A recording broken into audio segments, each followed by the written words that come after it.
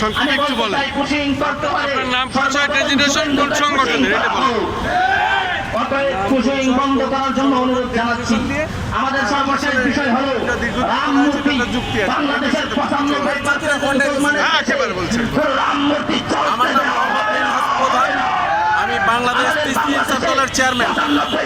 আমি বলতে চাই যে আপনারা যে বলতেছেন ইস্যুটা যে রাম মন্দির তৈরি হয়েছে, এই সরকারকে অনেকে হাও করতেছে, কিন্তু এটা তাদের এই মূর্তিগুলো রাম মূর্তিগুলো স্থাপন করতে দেওয়া হবে না। কিন্তু এটা এই সরকারের আমলে হয় নাই। এটা বুঝতে হবে যে এটা দুদিনের মূর্তি নয়, বিগত সরকারের আমলে এই মূর্তি তৈরি হয়েছে। যে সরকার ছিল অন্তর্বর্তীকালীন সরকার, যে সরকার ছিল জামাত সরকার, যে সরকার ছিল এনসিপির সরকার, এটা কোনো বিএনপির সরকার, জনগণের সরকার ছিল না। এখন জনগণের সরকার এসেছে, এই সরকারকে ধন্যবাদ জানাচ্ছি যে মূর্তি নির্মাণ স্থগিত করা হয়েছে। আরও খুশি হব যদি এই মূর্তি এখান থেকে উচ্ছেদ করা হয়। আপনি বলতে চাচ্ছেন অন্তর্বর্তী সরকার আমলে এটা হয়েছে?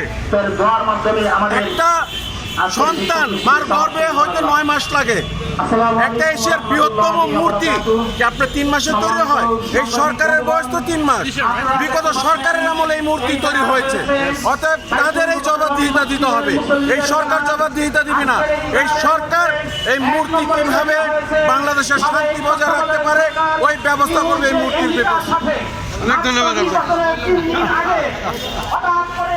এই বাণিজ্য চুক্তি করেছে, এই চুক্তির ধারা পড়তে গেলে দেখা যায় প্রত্যেকটা ধারা বাংলাদেশের বাচ্চাকে আবদ্ধ করা হয়েছে।